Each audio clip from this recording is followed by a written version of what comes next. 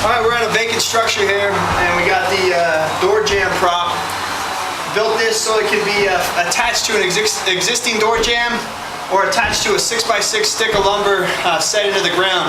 So we have a freestanding technique prop for use of forcing an outward swinging door. The door being represented by the square tubing,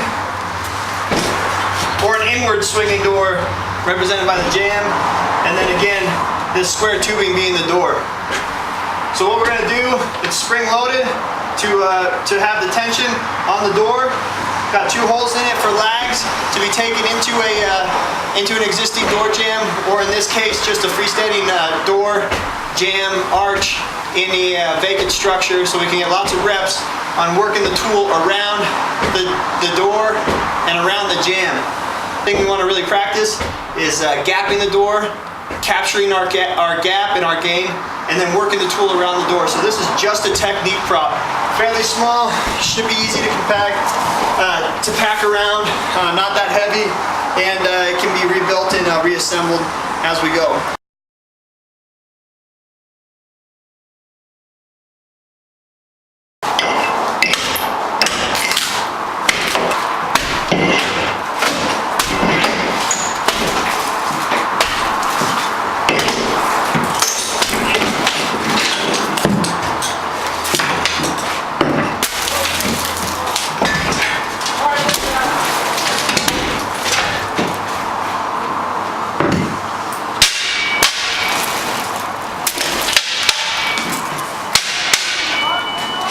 I got a couple lag screws here. I'm going to tap them in and then set them with the socket.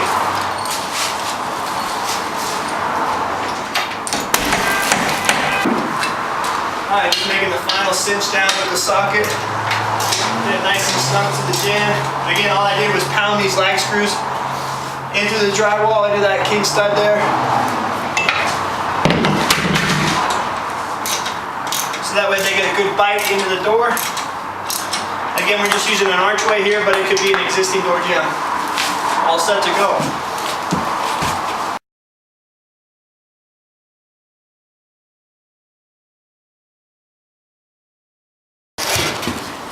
Okay, I'm going to go ahead and pick this spot to mount, get it up against the wall. Again, we're using a 6x6 framed out house here.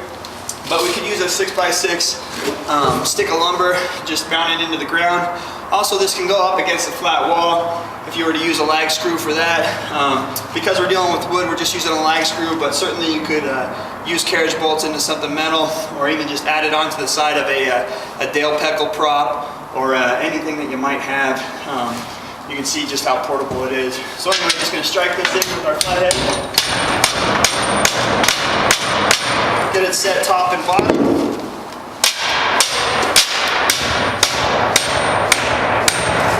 And go ahead and cinch it down with the socket. In this case, I used 3.5, 3/8 lags with some washers, and it holds it pretty secure.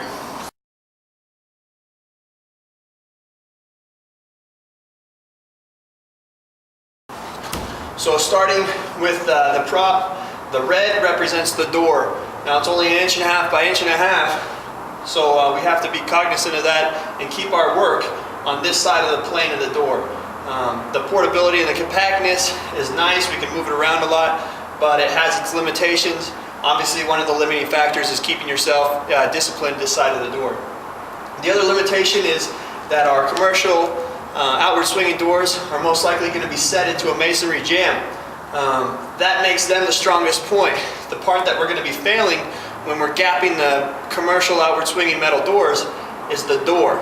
Obviously, in this case, with it being solid metal tubing, the door is not going to fail, but we can go through the technique of how to tunnel in with that adze end, and we'll talk about that in a minute. Really, it's just a technique prop. It's designed to get you to continue to use your tool back and forth, working either up the door, down the door, gapping, bringing the forks around. We'll go through a few different methods. Again, forcible entry is not my 100% strong point, so I'll just offer some tips and techniques for working the tool around the door and using this prop within its limitations. So Because this is not a full door, we're not going to do the shock step. We're just going to go straight to the gap set force. Use a single person forcible entry today just so we can get those good movements back and forth with the hand and create that muscle memory of how to organize the tools.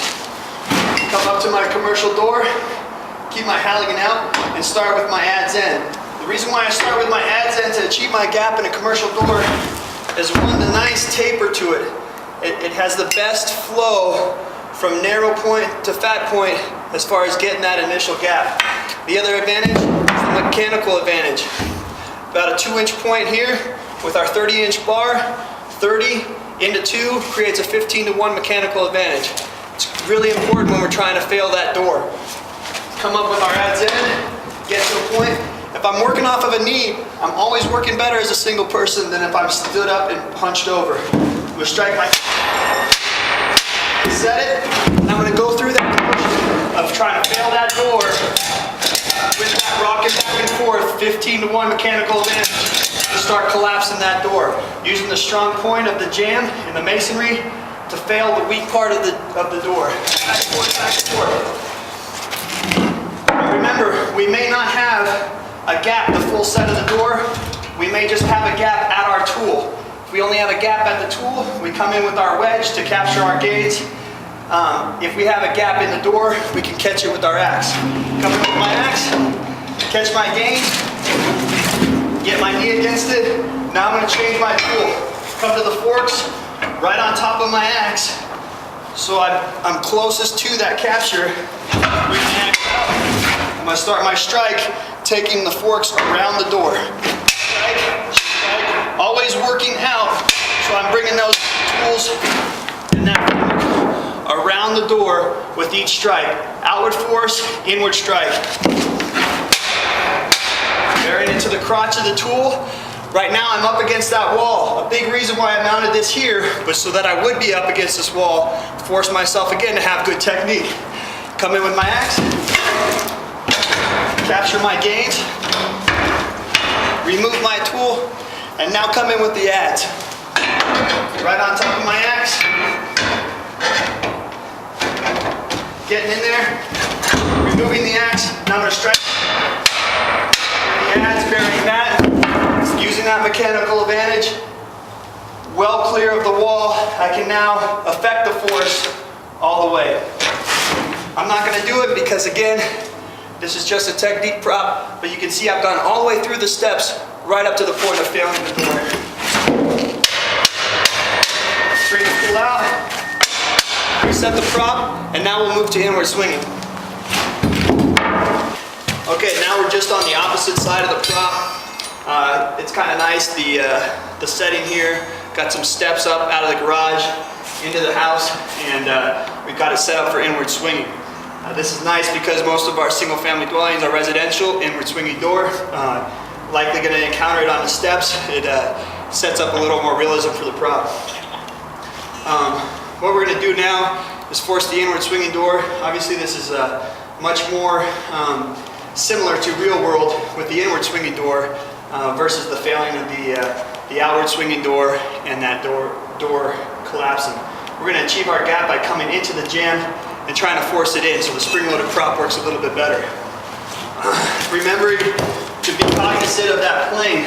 A lot of people will start their force with their halligan like this to try to get the tool around, but you can see that the halligan's broken the plane of the door.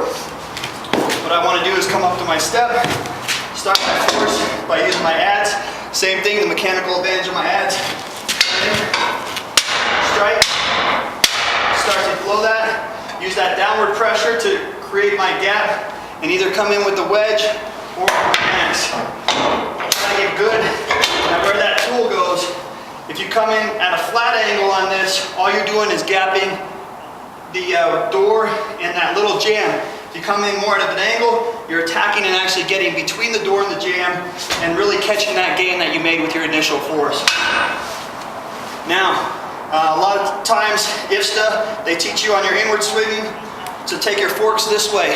If you do that too prematurely, a lot of times you just end up driving your forks into the jamb. It's a point of preference. I prefer to always take the forks around the tool. If I need to come back for that extra leverage or that grab on the other side of the jamb for the force, I can.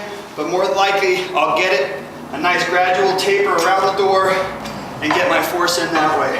So I'm gonna go come at it, force to the door, right on top of what I've captured with my axe, come back out and strike. Again, pulling my tool towards me so that way I can get it moving. Striking all the way so I bury it to the crotch of the tool. Got a great gap. If I'm able to affect the force this way, excellent.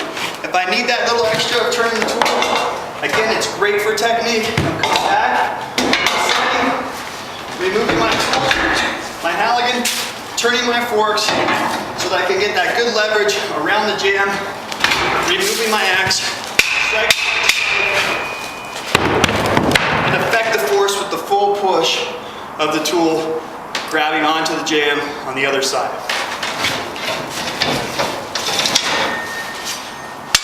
The tool resets easily and we can get back to work.